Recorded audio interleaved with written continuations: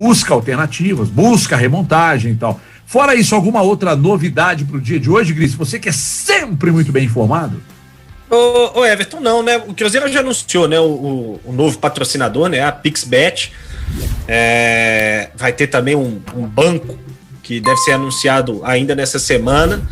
Um dinheiro que vai ajudar o Cruzeiro aí a colocar as contas de final de ano em dia, né?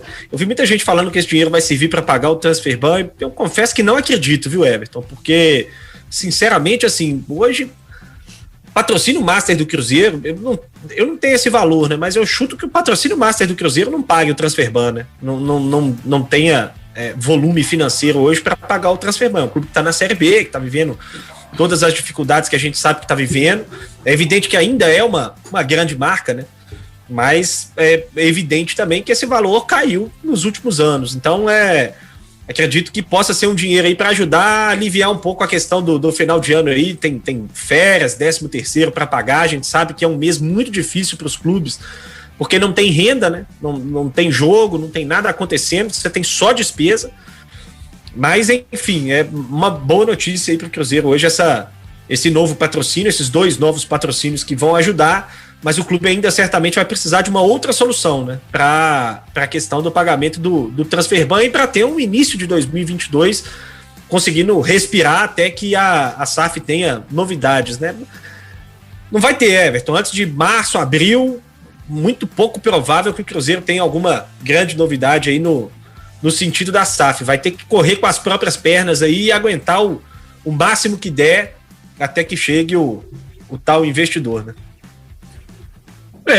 Acho que agora é de fato esperar, não tem muito o que fazer, né? Esperar para ver o que vai acontecer pelos próximos dias aí. Falamos hoje sobre aquela questão envolvendo, e falamos aqui também pela manhã, envolvendo o tal empréstimo, né? Que seria avalizado aí por parceiros do clube para tentar pagar o que tem que pagar por agora e segurar a onda aí até lá para abril e tal, e é o que o Cruzeiro pretende fazer.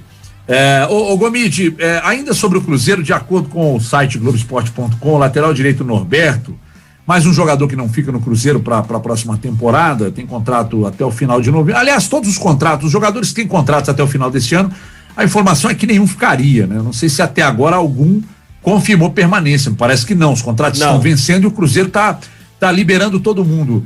Hoje você falou um negócio interessante que bom, por mais que esteja liberando e tal, que o problema do Cruzeiro na sua avaliação nunca foi elenco, mas esses jogadores que o Cruzeiro está liberando em final de contrato também não vão fazer falta nenhuma, né, Gomide? Ô Everton, assim, porque hoje nós iniciamos um debate mais cedo sobre, a sua pergunta foi sobre qual seria o perfil do elenco do Cruzeiro para a temporada de 2022. E aí, para mim, a reflexão que acredito que podemos fazer é que nas 2 temporadas em que disputou a Série B, não vou lembrar aqui todas as contratações e o elenco por completo que o Cruzeiro teve nas edições de 2020 e 2021. Mas no primeiro ano em que disputou a Série B, Fábio, extremamente experiente, o Léo ainda atuava, o Henrique havia voltado de um empréstimo para o Fluminense, o Cruzeiro ainda tinha o Manuel, havia emprestado o Marquinhos Gabriel para o Atlético Paranaense, ele voltou em meio à disputa da Série B, contratou o Regis, contratou o Arthur Caíque, contratou ou recontratou, mas repatriou novamente o Marcelo Moreno, esses eu estou lembrando, contratou o Cáceres, estou lembrando porque eu sei que são jogadores mais experientes, né? Eu não estou discutindo aqui o currículo desses jogadores. Alguns que eu citei foram mais vitoriosos ao longo da carreira, outros menos. Alguns só jogaram nos times considerados grandes do futebol brasileiro, outros menos. Não é essa a questão. São jogadores que têm uma bagagem, né? que poderiam chegar ao Cruzeiro, contribuir tecnicamente e recolocar o time na Série A do Campeonato Brasileiro. Aí teve aquela negociação do William Potker, Enfim, aí veio 2021. Em meio à competição, o Cruzeiro contratou o próprio Norberto, o Cruzeiro contratou Alan Ruschel, o Cruzeiro contratou Rodolfo, Wellington Nem, enfim, os que a torcida já sabe. Já tinha trazido de volta o Rafael Sobis. Então, Everton, para mim, a questão do Cruzeiro não é perfil de elenco. O Cruzeiro não disputou 2 Séries B do Campeonato do Brasileiro com um time formado por jogadores extremamente jovens. Eles sentiram a responsabilidade, não conseguiram corresponder. O Cruzeiro teve desempenho ruim porque o time não tinha maturidade para disputar uma segunda divisão do futebol brasileiro. Não foi o caso. Tanto que, caso tivesse acontecido, o Cruzeiro poderia, por mais que tenha feito campanhas medianas para ruins nos 2 anos de Série B, o Cruzeiro tivesse apostado realmente em jogadores muito jovens, será que nenhum ia ter chamado a atenção do mercado e aí falar, opa, peraí, surgindo um jogador interessante aí no Cruzeiro na Série B, hein? O time não está bem na tabela, mas esse jogador aqui se mostra que as atuações dele individualmente, olhando os números, são regulares, tem boas atuações, é o time que não acompanha os números dele, porque ele tem excelentes números. Não foi o caso. O Cruzeiro não conseguiu. Ganharam mais minutos, mas não despertaram ainda a atenção, ou porque, claro que o coletivo impacta, mas o Cruzeiro não formou times inexperientes. Então esse discurso de que em 2022 precisa de um time mais experiente, para mim ele não serve. O Cruzeiro precisa de um bom ambiente, um ambiente com salários em dia, com menos troca de técnicos, com menor número de contratações, com contratações mais assertivas. Não é contratar o jogador no primeiro semestre e no segundo já liberar. Estou com a página aqui que você falou do Norberto, né? Mas o Globo Esporte também falou sobre a liberação do Alan Ruschel para procurar outro clube. Jogador que recém chegou ao Cruzeiro. Será que não contribui em nada para 2022? Então é este tipo de tomada de decisão que precisa mudar. Não é contratar um jogador porque ele foi destaque num time, mas não quer dizer que foi destaque num time, será destaque aqui. Precisa de um ambiente melhor, com salário em dia, sem possibilidade de protesto, greve, seja lá com a palavra, paralisação dos jogadores por conta de atrasos salariais. Para mim é isso, Everton. Eu sou da opinião de que o Cruzeiro montou 2 elencos suficientes para já estar na Série A, mas os problemas internos do clube impediram que isso acontecesse. O Alan Ruschel, quando chegou, foi elogiado por todo mundo, inclusive pela gente aqui, né? Fez uma temporada muito boa. A expectativa era boa. Pois é. Então, em geral, os reforços que chegaram no início do ano passado foram muito elogiados. Pois é, esse ano, né? Essa temporada. Esse ano, é verdade. O problema, acho que assim, o maior problema foi a barca que o Pastana trouxe ali por medo do transfer ban, né? Que é essa turma que tá terminando o contrato agora que realmente não salvam-se pouquíssimos. Pra mim, na minha opinião, salva só o Léo Santos. Mas nem sei se vai ficar também, né? Mas o restante realmente não disse que veio, não. Mas as contratações do início da temporada, a gente pegar Marcinho, destaque da Série B, Alan Ruschel, capitão do título da Chapecoense, todos foram elogiados, né? Mas passa realmente por isso que o Gomide falou, né? Sem ambiente, fica complicado de qualquer jogador dar certo. Ô Grice, é impressionante como, e aí até eu queria saber se você também acha que o Cruzeiro virou uma máquina de moer treinadores, diretores e jogadores aí nos últimos 2 anos, Grice? Ah, sim, né, Everton? Como todos os times desestruturados, né? É aquele negócio que a gente já falou, Everton, é só pegar aí os jogadores que saíram do Cruzeiro, né? Pra gente ver que a grande maioria dele se deu melhor fora do Cruzeiro do que dentro, né? O Alan Ruschel, que o Gomide citou há pouco, que não fica aí para a próxima temporada, talvez seja uma... Não sei nem se dá para chamar de exceção, né? Porque o Alan Ruschel tá jogando Série A, né? Mas jogou muito pouco no América.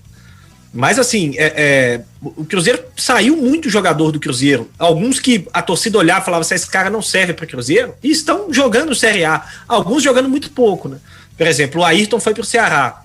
Jogou pouquíssimo na Série A, não deve ter completado 7 jogos. Mas tava lá, num time de Série A. Um time que tá disputando vaga lá em cima na Série A, né? Um time que tá disputando uma vaga na Libertadores, na última rodada da Série A. O Matheus Barbosa saiu do Cruzeiro, foi para o Atlético Goianiense, é um reserva, ele até entra um pouco mais aí, deve ter uns 12 jogos no campeonato. Mas está lá também num time que vai disputar a vaga na Libertadores. O Alan Ruschel está no América, é reserva, mas está lá no América, vai disputar a vaga na Libertadores. E aí a gente tem vários outros, né, que saíram mais cedo ou que saíram depois. A gente tem pouquíssimos casos de jogadores que deixaram o Cruzeiro de 2020 para cá, que a gente olha e fala assim, esse aí caiu para baixo, né? Quase todo mundo caiu para cima. Quase todo mundo que deixou o Cruzeiro. Vale para técnico, vale para jogador, vale para tudo, né? O Anderson Moreira não serviu para o Cruzeiro, foi campeão no Botafogo com uma campanha excelente, né? O Mozart quase subiu o CSA pelo 2º ano consecutivo. Cara, depois que o Anderson saiu do Cruzeiro, nós fizemos algumas edições do Arena aqui falando da queda de rendimento na carreira dele. O quanto ele vinha de trabalhos ruins, no Cruzeiro também ele tinha feito um trabalho ruim, mas a gente imaginou que a passagem dele pelo Cruzeiro tinha sido também culpa dele. A gente esperava que rendesse mais, mas achando que a culpa tinha sido dele, que ele não tinha rendido no Cruzeiro. E aí ele sai, assim como outros que saíram e se deram bem em outros clubes, e o Anderson vai lá e leva o Botafogo de volta para a Série A, cara. Um negócio simplesmente inacreditável. Então assim, Everton, é aquele negócio, fica muito claro que o problema nesses últimos 2 anos foi o Cruzeiro, e não aqueles que passaram pelo Cruzeiro, né? E aí a gente passa por tudo, né?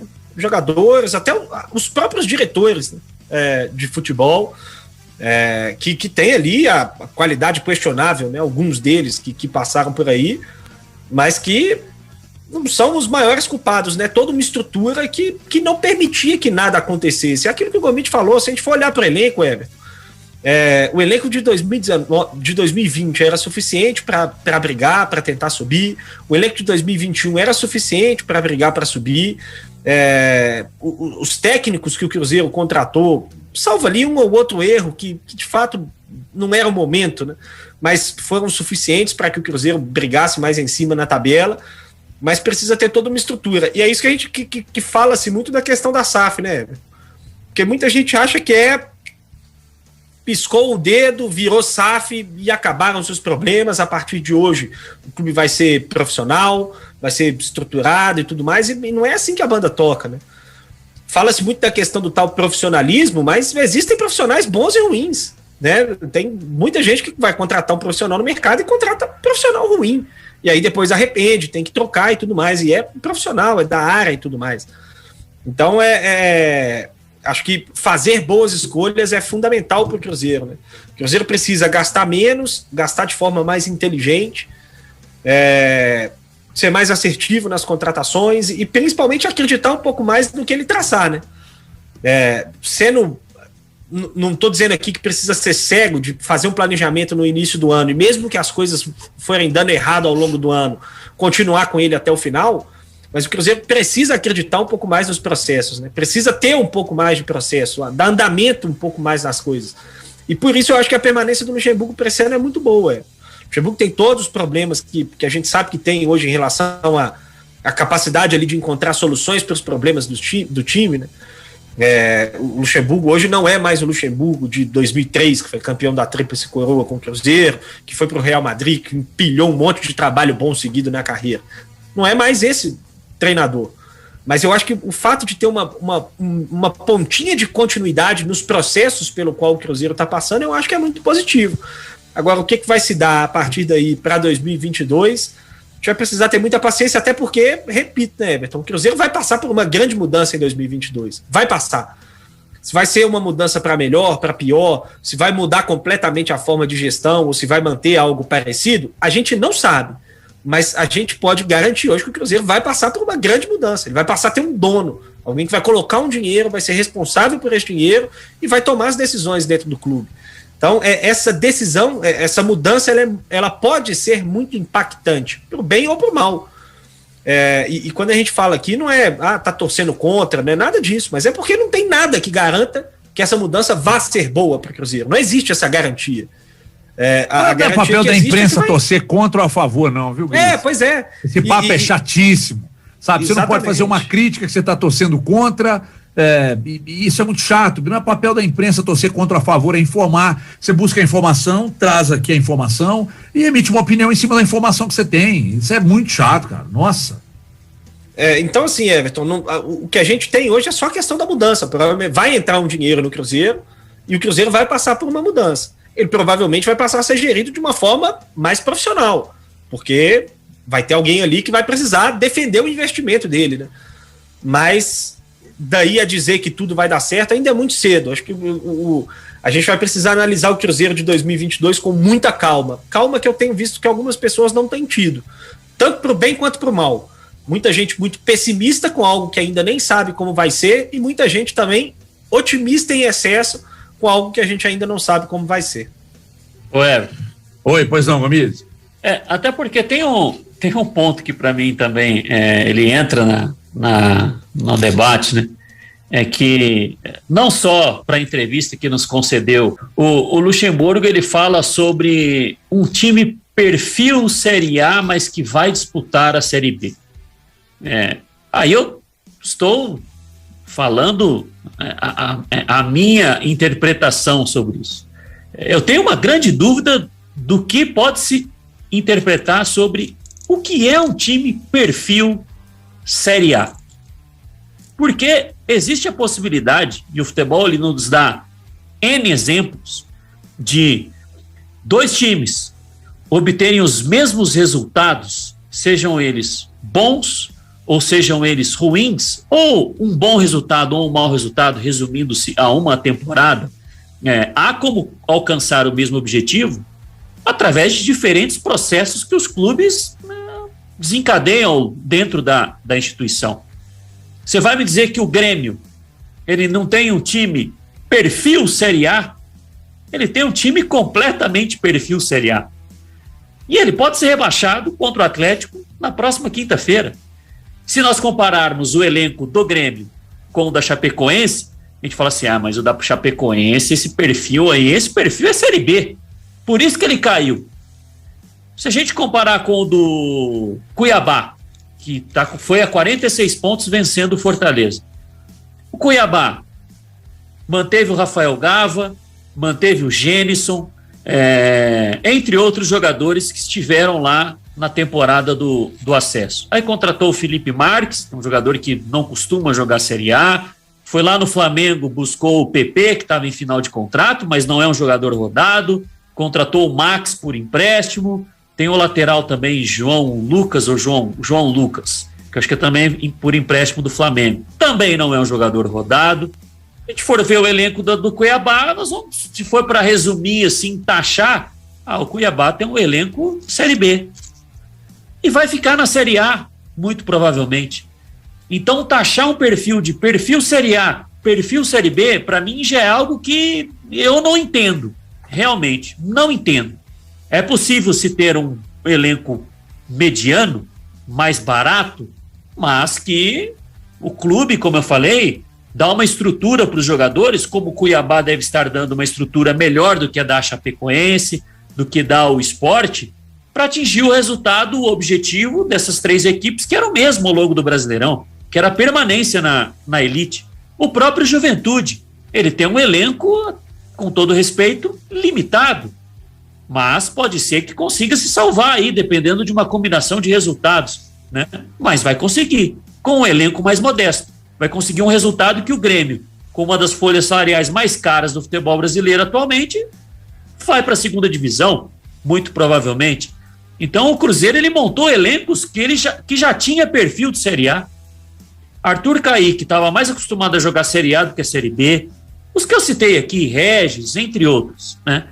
Então, além de outros que chegaram esse ano, né? O Wellington Ney, não está acostumado a disputar a Série B. Rodolfo, não é um jogador que disputa a Série B regularmente. A gente pode falar do Marcinho e tal, mas eu tenho uma interpretação tanto quanto diferente desse discurso de perfil de Série A para jogar a Série B. Porque se você pegar os 4 times aí que subiram nessa temporada, muitos deles terão de dar uma renovada aí no elenco, contratar todos um jogador...